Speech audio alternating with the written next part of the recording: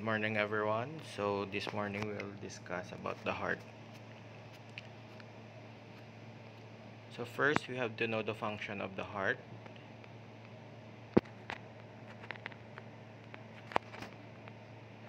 So the heart is the one responsible for generating blood pressure. Each contraction of the heart generates BP, which forces the blood through the blood vessels. These changes of blood vessel causes the exchange of CO2 and oxygen, which gives the cells its required O2 to produce ATP for its functions. Second function is routing of blood. Basically, the right side of the heart is the pulmonary circulation and the left side of the heart is the systemic circulation.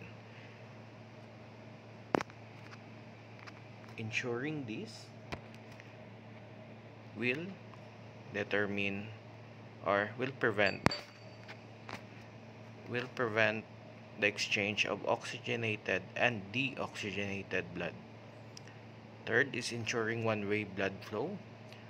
The valves of the heart ensure that the flows of the blood through the heart is forward. There is no going back. Kasi if magbalik yung heart from systemic to pulmonary, there will be congestion.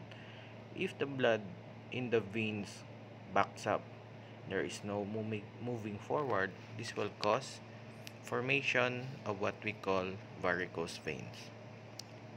Regulating the blood supply. The changes in the heart, the rate, the force of the contraction, and match the changing metabolic needs of the tissues during rest, exercise, and changes in body. Thus, in high metabolic needs activities such as exercise, heart rate increases, and during rest, the heart rate decreases. Now, next part is we have to learn the size, form, and location of the heart. So the heart has an apex and base. The apex is the point and the base is the flattened surface. But in this case, the apex is located below and the base of the heart is located above. The heart is located in the mediastinum, surrounded by its own cavity called the pericardial cavity. Now, why is it important to know the location of the heart in the human body? When your patient is in cardiac arrest, we have to do CPR or cardiopulmonary resuscitation. By knowing the exact location of the heart, we can do a very effective CPR. Thus, we can save a person's life.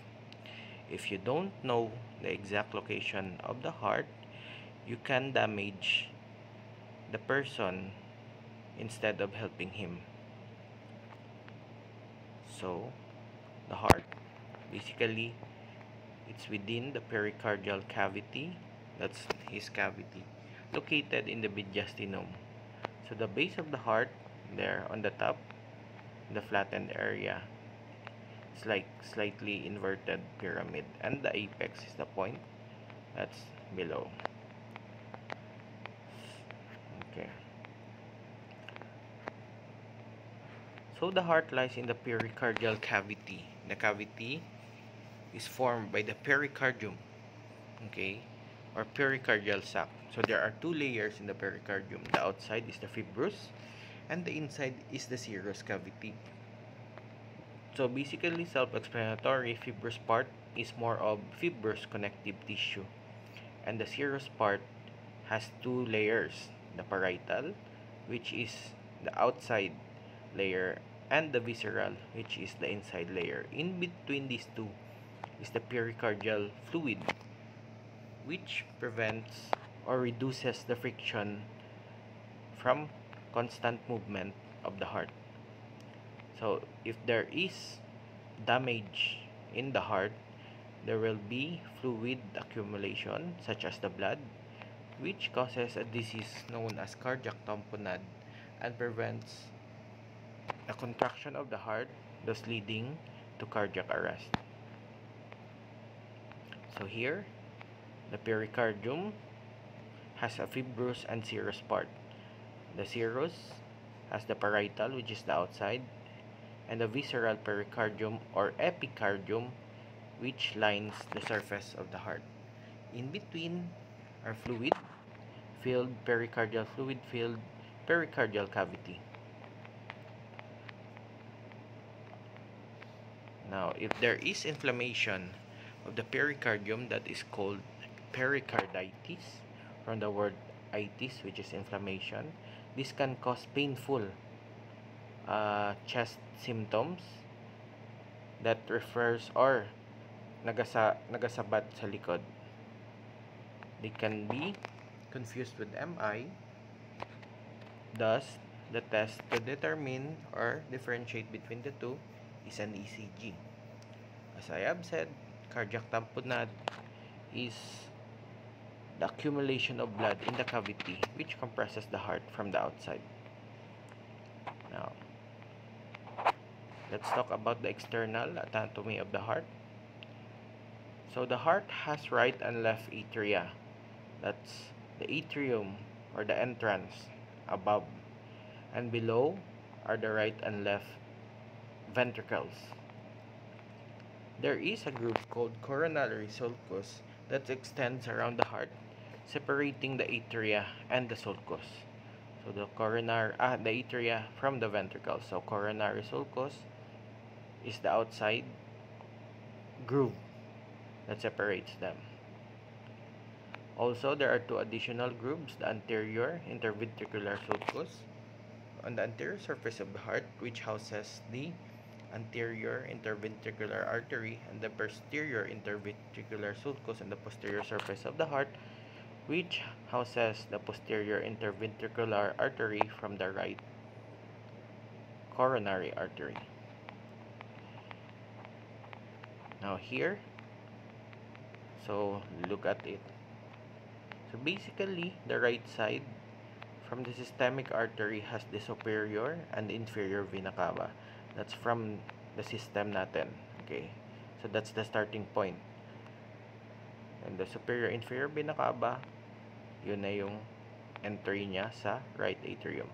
So here, as you can see, there are veins and arteries. So the left coronary artery and the right coronary artery branches off from the base of the aorta. So divide that into 4 quadrants. The upper and the lower, cut it in half. The upper right, which is the right atrium, upper left atrium. The lower right, which is the right ventricle, and the lower left, which is the left ventricle.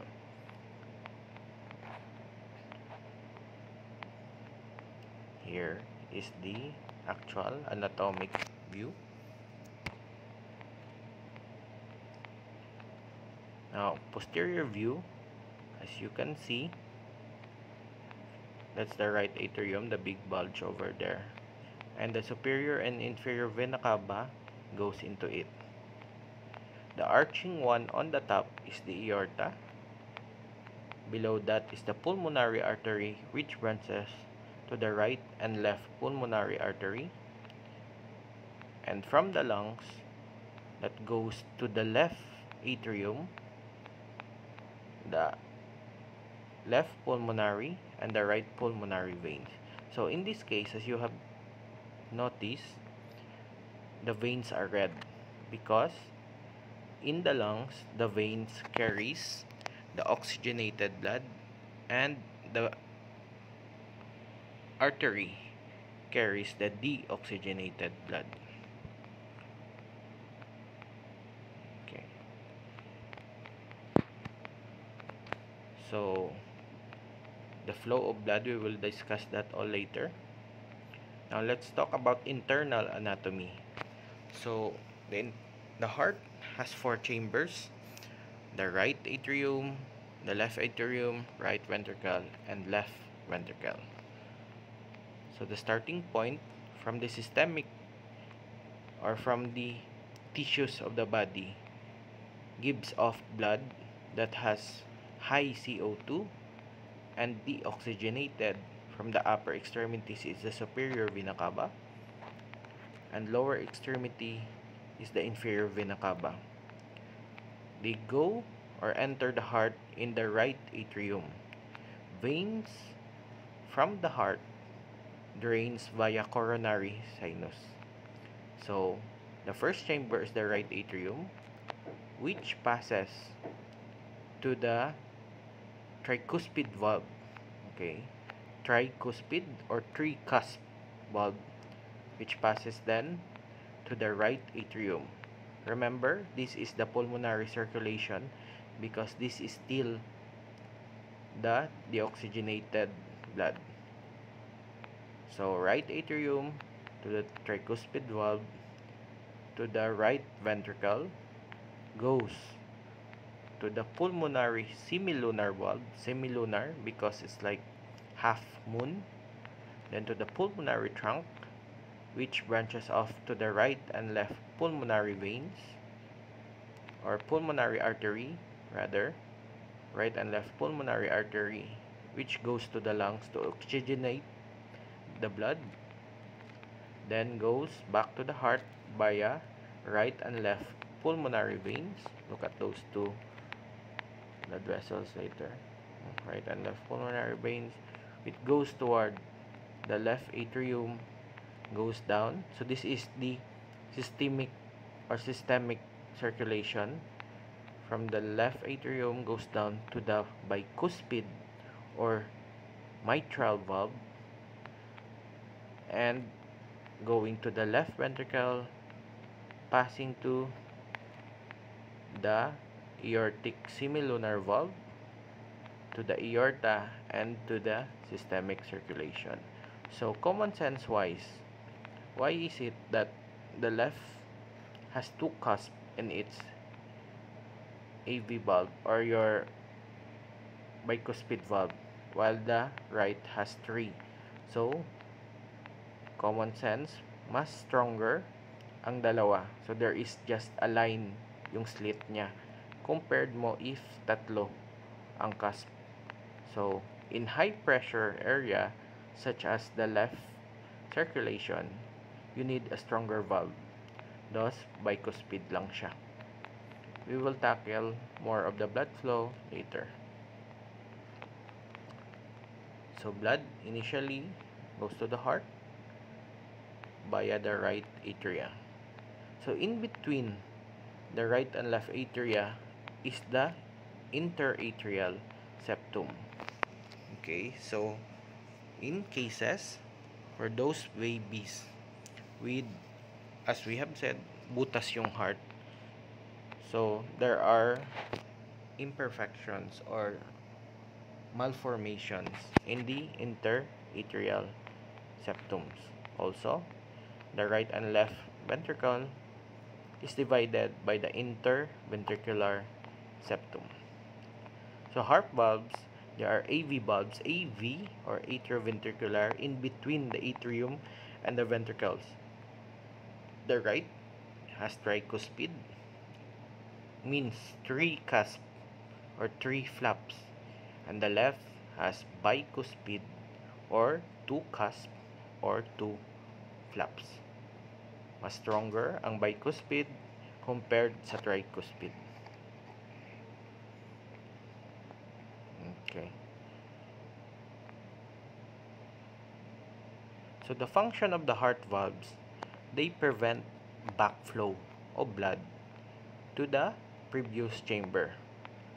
For example, the left atrium has the bicuspid valve.